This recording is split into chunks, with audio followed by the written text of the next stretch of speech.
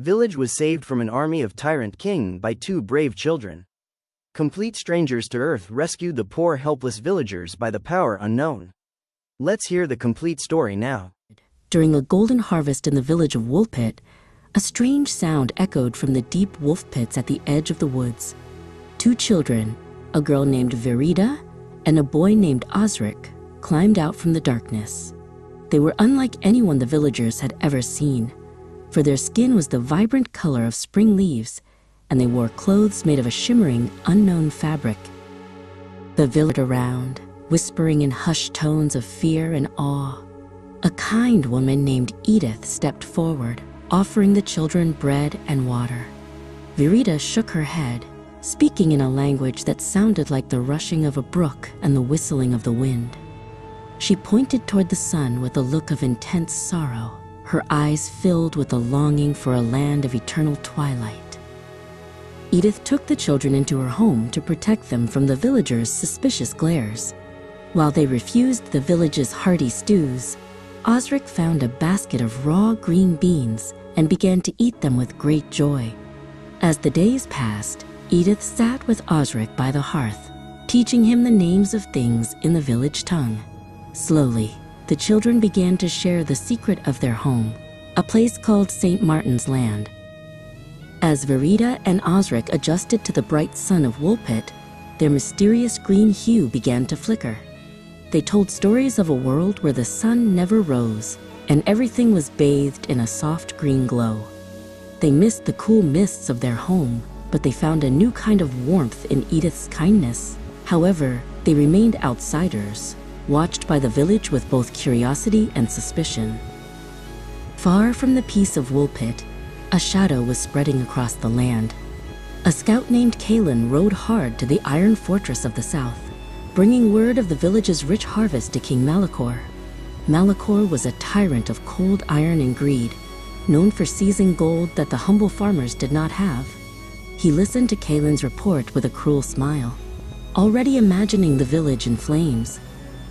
The peace of Woolpit was finally shattered when news arrived that Malachor's army was marching. Malachor was a man who left only scorched earth in his wake, and now his shadow fell upon the valley. His knights were led by a fierce captain named Leofric, and they were all clad in black steel. The villagers had no walls and no weapons to stop such a formidable force. Panic swept through the streets of Woolpit. The men sharpened old scythes, and the women hid their children in the cellars. Edith tried to organize a defense, but her heart was heavy with dread. Osric approached her, his eyes glowing with a faint inner light. He tried to tell her that there was a strength in the earth they had not yet tapped, a power from his home that could save them all.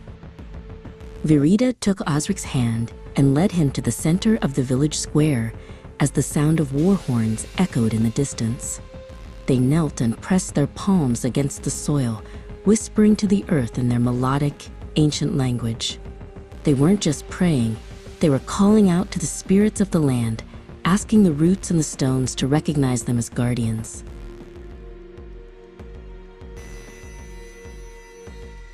King Malachor arrived at the village gates at dawn, his armor gleaming like a predator's teeth. He demanded that the villagers surrender all they owned or face his wrath. Edith stood at the front of the crowd, her hands trembling but her gaze steady. She told the king that Woolpit had nothing but its soul, but Malachor only laughed and raised his heavy sword to signal the attack.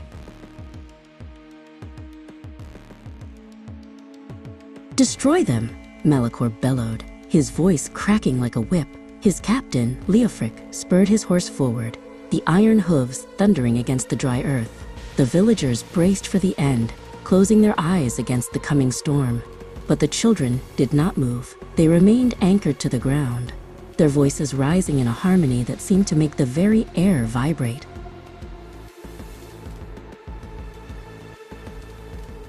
Suddenly, a brilliant light erupted from the children. Verida and Osric stepped forward, their forms shimmering with an intense emerald radiance that blinded the charging knights. As they sang a high, piercing note, the ground beneath the army began to tremble. This was the power of the Emerald Heart, a magic that connected their twilight world to to the living roots of Woolpit.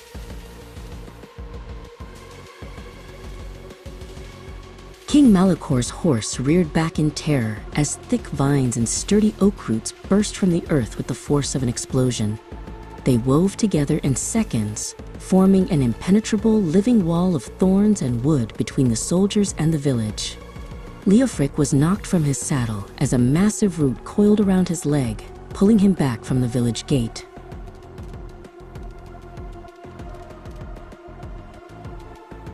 Osric stepped toward the wall of thorns, his voice now booming with the strength of a mountain. He looked through the gaps in the vines directly at the tyrant. He commanded the ironclad men to leave the valley and never return, for the earth itself now stood as Woolpit's protector. Malachor, seeing his army paralyzed by nature itself, realized he could not win against the world he sought to conquer.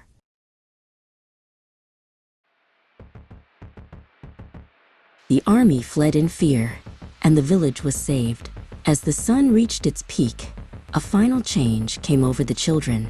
The last of the bright green hue faded from their skin, turning into the warm, rosy color of the villagers they had protected. Edith rushed forward and gathered Virida into a hug, realizing that the children had sacrificed their last connection to St. Martin's land to become a true part of Woolpit.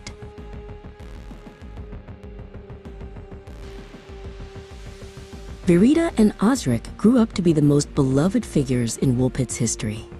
They lost their green skin, but never their connection to the land. They taught the villagers how to listen to the soil and care for the trees, ensuring the village would always be a place of harmony. To this day, the legend of the Green Children is told, a story of how those who are different can become the greatest heroes of all. Thank you for listening to the story. Stay tuned for more. Don't forget to subscribe and show your support to the channel.